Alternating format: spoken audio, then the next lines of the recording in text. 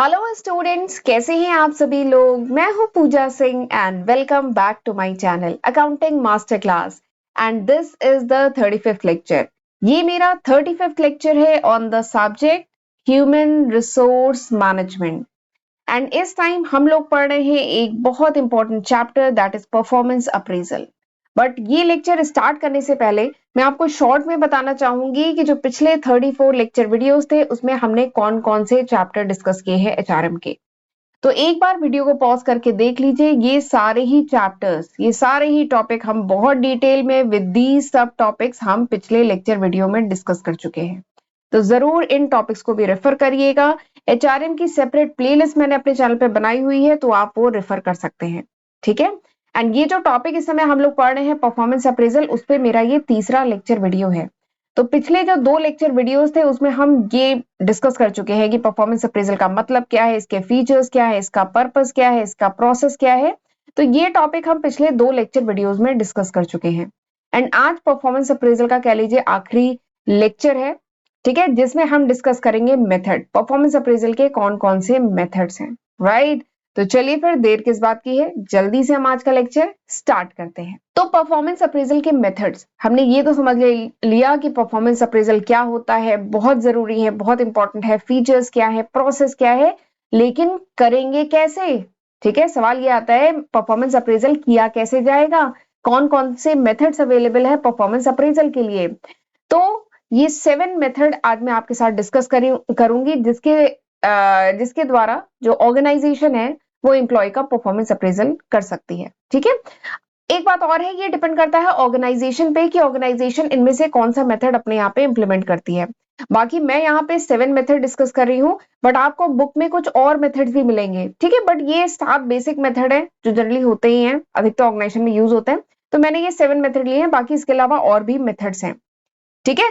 तो चलिए एक एक करके देखते हैं कौन कौन से मेथड हैं। तो पहला है ग्राफिक रेटिंग स्केल, दूसरा है confidential report, next is essay evaluation, next is critical incident technique, next is checking and weighted checklist, next is MBO management by objective, अगला है 360 डिग्री फीडबैक। ठीक है। तो ये 7 बेसिक मेथड है परफॉर्मेंस अप्रेजल के, जिनको अब हम एक एक करके डिस्कस करेंगे। चलिए शुरू करते हैं। सबसे पहले ग्राफिक रेटिंग स्केल, जो मेथड है ग्राफिक रेटिंग स्केल, इसको देखते हैं ये मेथड क्या है।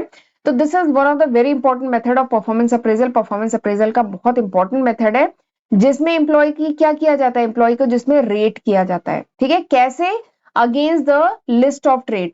जैसे बता रही हूँ, ये फॉर्मेट मैंने यहाँ पे एक लिया है एग्जाम्पल। जैसे कोई कंपनी है XYZ, उसका परफॉर्मेंस अप्रेजल करना है एम्प्लॉय का।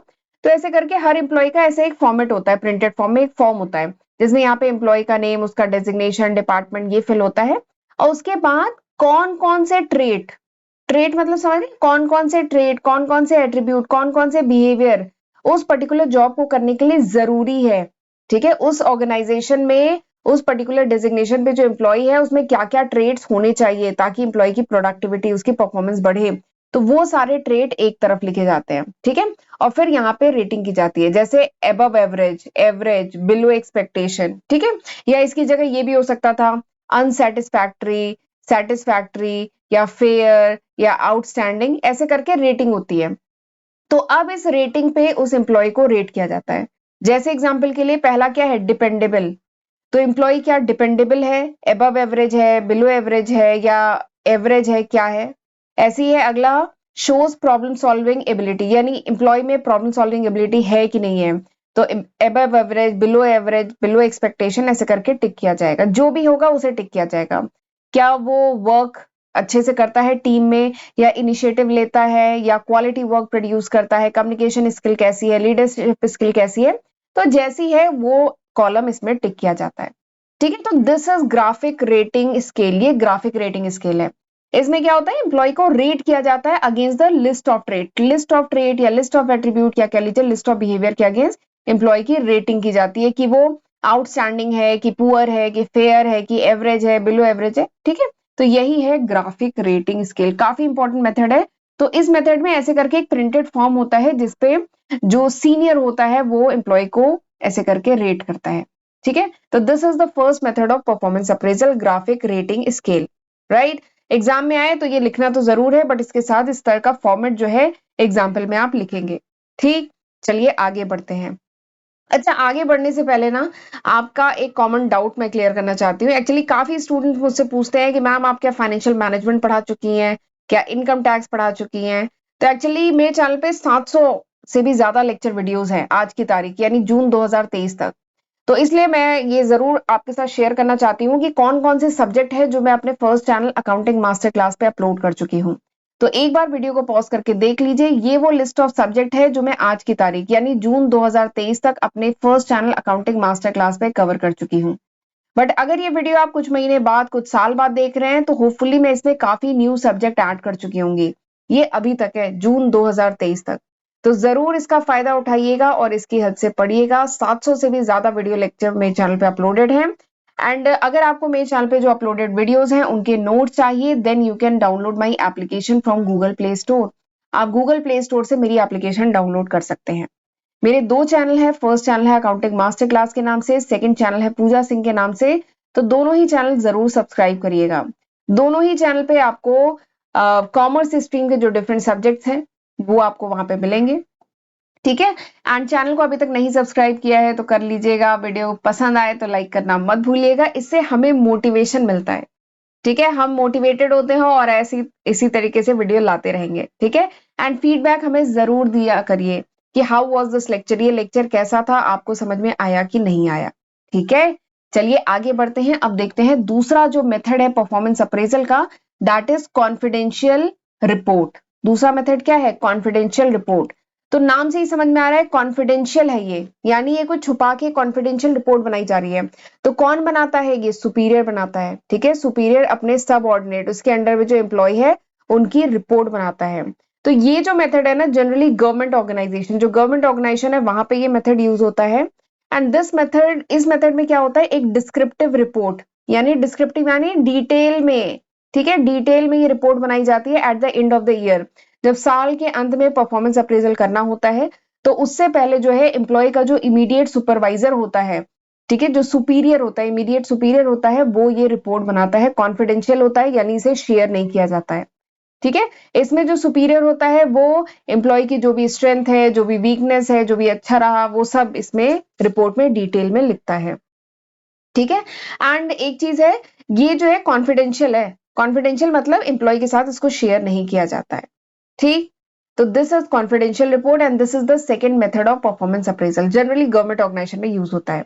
चलिए आइए देखते हैं तीसरा मेथड। तीसरा मेथड क्या है? Essay evaluation method. Essay evaluation method, तो एसए इवैल्यूएशन में कुछ एसए के फॉर्म में, निबंध के फॉर्म में, डिटेल में एम्प्लॉय के बारे में, जो भी सुपीरियर है, जो भी स्ट्रॉन्ग पॉइंट है, जो भी सुपीरियर है, ठीक है, वो अपने जूनियर एम्प्लॉय की रिपोर्ट लिखता है इसमें भी। ठीक है, इसमें एसए के फॉर्म में, ठीक है, एसए के फॉर्म में डिटेल में एसए इवैल्यूएशन, डिटेल में लिखता है कि क्या ओपिनियन है, ये जो सुपीरियर है अपने सबऑर्डिनेट के बारे में, उसकी क्या ओपिनियन है, उसका क्या व्यू पॉइंट है, या उस एम्प्लॉय के बारे में या उस काम के बारे में क्या व्यू पॉइंट है, ये डिटेल में सुपीरियर लिखता है।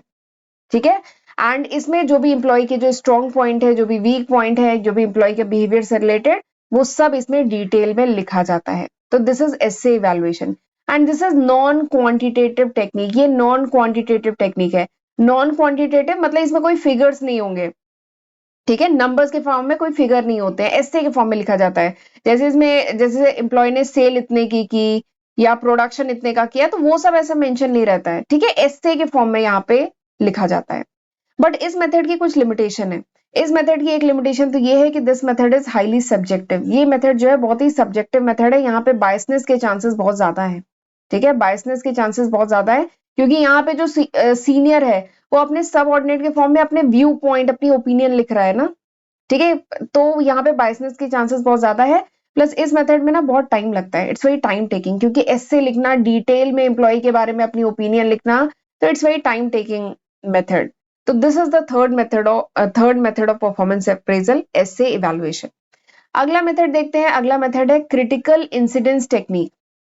अगला मेथड क्या है? क्रिटिकल इंसिडेंस, यानी वो इंसिडेंस, नाम क्या है? क्रिटिकल इंसिडेंस टेक्निक, यानी यहाँ पे वो इंसिडेंस, ठीक है, वो मोमेंट या वो इंसिडेंट, वो सिचुएशंस मेंशन किए जाते हैं, ठीक है, जो क्या थे? क्रिटिकल थे, यानी वो या तो बहुत अच्छे थे या बहुत खराब थे। ठीक है, बताती हूँ आपको डिटेल में। इस मेथड में बेसिकली क्या होता है, जो मैनेजर होता है, जो सुपीरियर होता है, वो लिस्ट ऑफ स्टेटमेंट लिखता है। ठीक है, लिस्ट ऑफ स्टेटमेंट लिखता है अपने एम्प्लॉय के बारे में। वो स्टेटमेंट्स, ठीक है, वो इंसिडेंट, वो सिचुएशंस जो क्रिटिकल रही, क्रिटिकल मतलब या तो वो बहुत ज्यादा इफेक्टिव रही या वो बहुत ज्यादा इनइफेक्टिव रही। ठीक है, वो इंसिडेंट, वो सिचुएशन जिससे पता चलता है कि एम्प्लॉय बहुत ही या तो एकदम आउटस्टैंडिंग बिहेवियर एम्प्लॉय का रहा या बहुत ही पुअर बिहेवियर एम्प्लॉय का रहा। तो ऐसे इंसिडेंट को लिखा जाता है इस मेथड में। ठीक है, और इसका फायदा क्या होता है, इसका फायदा ये होता है कि जब परफॉर्मेंस अप्रेजल के टाइम जब 1-to-1 मीटिंग होती है एम्प्लॉय के साथ, जब 1-to-1 मीटिंग होती है, तो फिर ये जो स्टेटमेंट्स हैं इनका रेफरेंस देके एम्प्लॉय के साथ थोरो डिस्कशन किया जा सकता है। ठीक है, तो this is critical incidence technique. एक बार मैं क्लियर कर रही हूँ स्क्रीन। तो क्रिटिकल इंसिडेंस समझ में आया। देखिए, क्रिटिकल मतलब कि वो या तो जो बहुत अच्छा हो या बहुत खराब हो, क्रिटिकल। एंड इंसिडेंट मतलब सिचुएशंस, यानी इसमें लिस्ट ऑफ वो स्टेटमेंट, वो सिचुएशन लिखी जाती है जिसमें एम्प्लॉय ने बहुत अच्छा परफॉर्म किया या बहुत पुअर परफॉर्म किया। जैसे एक एग्जांपल बताती हूँ। जैसे एग्जांपल लेते हैं एक अच्छा बिहेवियर की, एक गुड बिहेवियर, एक गुड क्रिटिकल इंसिडेंस की हम एक एग्जांपल लेते हैं। ठीक है, जैसे सपोज करिए कि इसमें डेट के साथ किया जाता है। जैसे सपोज करिए 2 जनवरी को, ठीक है, जो सीनियर है उसने रिपोर्ट लिखी क्रिटिकल इंसिडेंस टेक्निक में कि 2 जनवरी को जो सेल्स पर्सन था, ठीक है, जो ऑफिस का जो सेल्स पर्सन था, उसने पेशेंटली अपने कस्टमर की कंप्लेन सुनी and he was very polite. ये जो सेल्स पर्सन था वो बहुत पोलाइट था, बहुत प्रॉम्प्ट था और बहुत ही इंथुजियास्टिक था in solving the customers problem. ठीक है, तो ये क्या एग्जाम्पल हुआ। तो इसने लिखा कि 2 जनवरी को जो सेल्स पर्सन था वो उसने कस्टमर की प्रॉब्लम को बहुत अच्छे से हैंडल किया। ठीक है, और कस्टमर के साथ बहुत पोलाइट, बहुत हम्बल रहा। ठीक है, कभी भी गुस्सा नहीं किया। तो उसने ये रिपोर्ट लिखी। तो this is an example of good critical incidents. ठीक है, तो जब परफॉर्मेंस अप्रेजल होगा तो ये जो सेल्स पर्सन है इसके साथ जब मैनेजर 1-to-1 मीटिंग करेगा ना, तो इस इंसिडेंट्स का जिक्र करेगा और इस पे थॉरो डिस्कशन करेगा कि आपका ये जो बिहेवियर था बहुत अच्छा रहा। ऐसे एग्जाम्पल बताती हूँ। जैसे बैड क्रिटिकल इंसिडेंस का एग्जाम्पल क्या हो सकता है। जैसे सपोज करिए कोई दूसरा एम्प्लॉय है, उसका 2 फरवरी का एग्जाम्पल लेते हैं। कोई दूसरा एम्प्लॉय है, वो 2 फरवरी को जिस समय ऑफिस में बिजीएस्ट आवर चलता है, ठीक है, जैसे अगर हम बात करें बैंक वगैरह में, नहीं, कुछ रश आवर होते हैं जिस समय बहुत भीड़ होती है। ठीक है, तो उस समय बिजीएस्ट आवर में जो सेल्स पर्सन था वो 1 घंटे के लिए वो लंच ब्रेक पे गया और 1 घंटे तक वापस ही नहीं आया। और जो मैनेजर था वो उसको कॉल कर रहा था, वो उसका रिप्लाई नहीं कर रहा था। ठीक है, और वो बहुत स्टबर्न रहा, लेजी रहा, अनइंटरेस्टेड रहा वर्क में। तो ये क्या है, ये बैड क्रिटिकल इंसिडेंस है जो मैनेजर अपनी रिपोर्ट में लिखेगा। और फिर जब परफॉर्मेंस अप्रेजल होगा तो वो इस इंसिडेंट के बारे में डिस्कस करेगा कि क्यों इस टाइप का बिहेवियर रहा उस समय एम्प्लॉय का 2 फरवरी को। ठीक है, तो ये वो मेथड है परफॉर्मेंस अप्रेजल का, क्रिटिकल इंसिडेंस टेक्निक। तो इसमें क्रिटिकल यानी वो सिचुएशन जिसमें बहुत अच्छा या बहुत पुअर बिहेवियर रहा उनको लिखा जाता है। ठीक है, डेट के साथ। तो this is critical incidence technique. चलिए अगला मेथड देखते हैं। अगला मेथड क्या है, checking and weighted checklist. Checking and weighted checklist. तो इस मेथड में बेसिकली क्या होता है, एक फॉर्मेट होता है, इस तरीके का एक फॉर्मेट होता है जिसमें सबसे पहला कॉलम होता है ट्रेड्स का। ट्रेड्स का कह लीजिए या ऑब्जेक्टिव का कह लीजिए या बिहेवियर का। ठीक है, एक कॉलम होता है। दूसरा कॉलम होता है वेट का। वेट का मतलब समझ रहे हैं ना, इंपॉर्टेंस, यानी इस बिहेवियर की क्या इंपॉर्टेंस है। ठीक है, दूसरा कॉलम होता है वेट का। अगला कॉलम होता है परफॉर्मेंस रेटिंग का। इसमें क्या होता है, चेक किया जाता है। चेक मतलब टिक किया जाता है। तो इस मेथड में, ये जो परफॉर्मेंस अप्रेजल का मेथड है, इसमें क्या होता है, जो भी एम्प्लॉय, देखिए ऑर्गेनाइजेशन में एम्प्लॉय जिस पोजीशन पे है, तो उस पोजीशन के कुछ बिहेवियर हैं, कुछ ट्रेड्स होते हैं उस पोजीशन के। ठीक है, तो वो सबसे पहले यहाँ पे लिखे जाते हैं। जैसे अटेंडेंस हुआ, जॉब की नॉलेज कितनी है, कितना क्वांटिटी ऑफ वर्क करता है, क्वालिटी ऑफ वर्क कैसा है, डिपेंडेबिलिटी उसकी कैसी है, लॉयल्टी कैसी है, लीडरशिप क्वालिटी कैसी है, इंटरपर्सनल रिलेशनशिप कैसा है। तो ये कुछ बिहेवियर है, ये कुछ ट्रेट है, ये कुछ फीचर्स हैं। ठीक है, अब इनका वेट है। वेट मतलब इंपॉर्टेंस है। जैसे नॉलेज ऑफ जॉब ये 1 है, क्वालिटी क्वांटिटी 1 है, क्वालिटी 1.5 है, अटेंडेंस 0.5 है। ऐसे करके इन सबका एक वेट है। और फिर इसके बाद एम्प्लॉय को, जो भी एक्स एम्प्लॉय है, ऑर्गेनाइजेशन का एक्स एम्प्लॉय है, उसका इस तरीके से एक फॉर्म रहेगा और जो सुपीरियर है इसको, इस फॉर्म को फिल करेगा कि अटेंडेंस एम्प्लॉय की कैसी थी, तो अगर ठीक थी तो फिर टिक होगा। नॉलेज ऑफ जॉब, उसकी नॉलेज कैसी है, अगर नहीं है तो इसको छोड़ देंगे, अदरवाइज फिल करेंगे। क्वांटिटी ऑफ वर्क सही है, ठीक है। तो इसमें क्या किया जाता है, चेकिंग। चेकिंग मतलब टिक करके, इस तरीके का फॉर्म होता है जहां पे टिक किया जाता है, जो भी इसका बिहेवियर है एम्प्लॉय का उसे टिक किया जाएगा, अदरवाइज उसे छोड़ दिया जाएगा। तो this is checking and weighted checklist. Weighted मतलब यहाँ पे हर जो ट्रेट है उसका कुछ वेट है, उसकी कुछ इंपॉर्टेंस है, तो उसको वेट दिया जाता है। तो this is the fifth method of performance appraisal. अच्छे, ठीक है। फिफ्थ मेथड क्या है, checking and weight checking and weighted checklist. ठीक, समझ में आ गया। ये सारे मेथड ऑलमोस्ट एक जैसे ही हैं, ठीक है, बस इसमें टिक किया जाता है और वेट आ जाता है। ठीक, अगला मेथड देखते हैं। अगला मेथड है मैनेजमेंट बाय ऑब्जेक्टिव, एमबीओ। और ये काफी इंपॉर्टेंट टॉपिक है, एमबीओ। इवन ये टॉपिक अलग से भी पूछा जाता है कि what is MBO, what is its importance. तो ध्यान से इसे पढ़ के जाइएगा, एमबीओ। तो सबसे पहले तो MBO is also one of the method of performance appraisal. Performance appraisal का एक मेथड है मैनेजमेंट बाय ऑब्जेक्टिव, ठीक है। अब इसमें एक वर्ड है ऑब्जेक्टिव, ये बड़ा काम का है ऑब्जेक्टिव। देखिए वर्ड क्या है, मैनेजमेंट बाय ऑब्जेक्टिव, यानी ये जो मेथड है इसमें जो है परफॉर्मेंस इसमें मैनेज किया जा रहा है, यानी परफॉर्मेंस को इंप्रूव किया जा रहा है, एम्प्लॉय की परफॉर्मेंस को इंप्रूव किया जा रहा है। कैसे, बाय ऑब्जेक्टिव, यानी जो ऑब्जेक्टिव है, जो उद्देश्य है, उसको क्लियरली डिफाइंड करके, ठीक है। ऑर्गेनाइजेशन का जो उद्देश्य है और जो एम्प्लॉय का जो उद्देश्य है, उसको क्लियरली डिफाइंड करके एम्प्लॉय की परफॉर्मेंस को यहाँ पे क्या किया जाता है, इंप्रूव किया जाता है।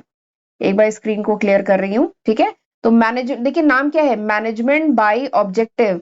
मैनेजमेंट मतलब एम्प्लॉय की परफॉर्मेंस को कैसे इंप्रूव किया जाए और कैसे अच्छे से ऑर्गेनाइजेशन को मैनेज किया जाए, ठीक है। और ये कैसे किया जाएगा, बाय ऑब्जेक्टिव, यानी by clearly defining the objective. तो एमबीओ वो मेथड है, सॉरी, एमबीओ क्या है, एमबीओ वो मेथड है जिसका एम क्या है, to improve the performance of organisation. कैसे इंप्रूव किया जाए, by clearly defining the objective. जो ऑर्गेनाइजेशन का जो ऑब्जेक्टिव है उसे क्लियरली डिफाइन करें एंड कोशिश करें कि जो मैनेजमेंट का जो ऑब्जेक्टिव है, यानी ऑर्गेनाइजेशन का जो ऑब्जेक्टिव है और जो एम्प्लॉय का जो ऑब्जेक्टिव है, वो दोनों क्या हो, अलाइन हो, वो दोनों क्या हो, अग्री हो, ठीक है। और इस मेथड में क्या किया जाता है, मैनेजमेंट बाय ऑब्जेक्टिव में क्या किया जाता है, गोल सेट किए जाते हैं, ठीक है, एक्शन प्लान तैयार किया जाता है और इनकरेज किया जाता है एम्प्लॉय को कि एम्प्लॉय अपना मैक्सिमम पार्टिसिपेशन दे। इससे क्या होता है, एम्प्लॉय जो है मोटिवेटेड फील करता है और अच्छा परफॉर्म करेगा, ठीक है। यानी ऑर्गेनाइजेशन में एम्प्लॉय का मैक्सिमम पार्टिसिपेशन कराने की कोशिश की जाती है। इस मैनेजमेंट बाय ऑब्जेक्टिव में 5 स्टेप होते हैं। सबसे पहला स्टेप क्या है, ऑब्जेक्टिव डिफाइन करना। दूसरा स्टेप क्या है, एम्प्लॉय के साथ उस ऑब्जेक्टिव को शेयर करना, ठीक है। उसके बाद तीसरा स्टेप क्या है, इनकरेज करना एम्प्लॉय को कि एम्प्लॉय पार्टिसिपेट करे ऑर्गेनाइजेशन के जो ऑब्जेक्टिव सेटिंग और जो दूसरे टास्क है उसमें एम्प्लॉय पार्टिसिपेट करे। फिर उसकी प्रोग्रेस को मॉनिटर किया जाता है एंड फाइनली इवेल्युएट किया जाता है परफॉर्मेंस को और अकॉर्डिंगली उसे रिवॉर्ड किया जाता है। तो ये 5 स्टेप होते हैं मैनेजमेंट बाय ऑब्जेक्टिव में, समझ में आया। पहला स्टेप, ऑब्जेक्टिव डिफाइन किया जाता है। दूसरा स्टेप, एम्प्लॉय के साथ शेयर, पहला ऑब्जेक्टिव डिफाइन किया जाता है, दूसरा क्या है, शेयर किया जाता है एम्प्लॉय के साथ। तीसरा क्या है, इनकरेज किया जाता है एम्प्लॉय को कि एम्प्लॉय उसमें पार्टिसिपेट करें। चौथा स्टेप क्या है, मॉनिटर किया जाता है परफॉर्मेंस को। अगला क्या है, परफॉर्मेंस अप्रेजल किया जाता है एम्प्लॉय का, ठीक है, और उसे अकॉर्डिंगली रिवॉर्ड किया जाता है। तो this is the 6th step of performance appraisal. आ जाते हैं 7th स्टेप पे। 7th स्टेप क्या है, और ये बहुत अच्छा है, मेथड है 360 डिग्री फीडबैक या 360 डिग्री अप्रेजल। ठीक, तो आपने मैथ्स में पढ़ा होगा 90 डिग्री, पढ़ा है ना, 90 डिग्री ये बनता है 90 डिग्री। 180 डिग्री कितना बनता है, ये होता है 180 डिग्री, पढ़ा है ना। और फिर एक होता है 270 डिग्री, 270 डिग्री। ठीक, 360 डिग्री कितना होता है, ये होता है 360 डिग्री, ये होता है 360 डिग्री, पढ़ा है ना मैथ्स में। This is 90 degree, 180 degree, 270 degree, 360 degree, पढ़ा है ना। तो this is 360 degree appraisal. 360 degree appraisal मतलब क्या है कि एम्प्लॉय के चारों तरफ जितने लोग हैं ना, वो सब इसको अप्रेज करेंगे, वो सब इसको अप्रेज करेंगे, सब उसके बारे में फीडबैक देंगे। दिस इज 360 डिग्री अप्रेजल, ठीक है। तो 360 डिग्री अप्रेजल में जो एम्प्लॉय है, उसका इमीडिएट सुपरवाइजर, उसका immediate superior, top management, customer, वो खुद अप्रेजल करेगा, सब ऑर्डिनेट, पीयर्स, पीयर्स मतलब उसके साथ वाले, उसके जूनियर, वो खुद, customer, top management, immediate superior, everyone will give the feedback, हर कोई फीडबैक देगा। ठीक है, तो दिस इज 360 डिग्री फीडबैक। तो 360 डिग्री फीडबैक काफी पॉपुलर है। इसमें क्या है, केवल एम्प्लॉय का सुपीरियर ही उसे अप्रेज नहीं करता है, फीडबैक नहीं देता है, उसके चारों तरफ जितने लोग हैं, उसके साथ के काम करने वाले लोग, जूनियर, वो खुद अपने बारे में अप्रेज करता है कि क्या उसने परफॉर्म किया, वो अपने बारे में खुद ओपिनियन देता है, प्लस कस्टमर सबसे फीडबैक लिया जाता है। तो ये जो 360 डिग्री फीडबैक है ना, दिस इज वेरी पॉपुलर। तो ये एग्जाम में आए तो आपको लिखना तो है ही कि ये वो प्रोसेस है जिसमें फीडबैक दिया जाता है एम्प्लॉय को।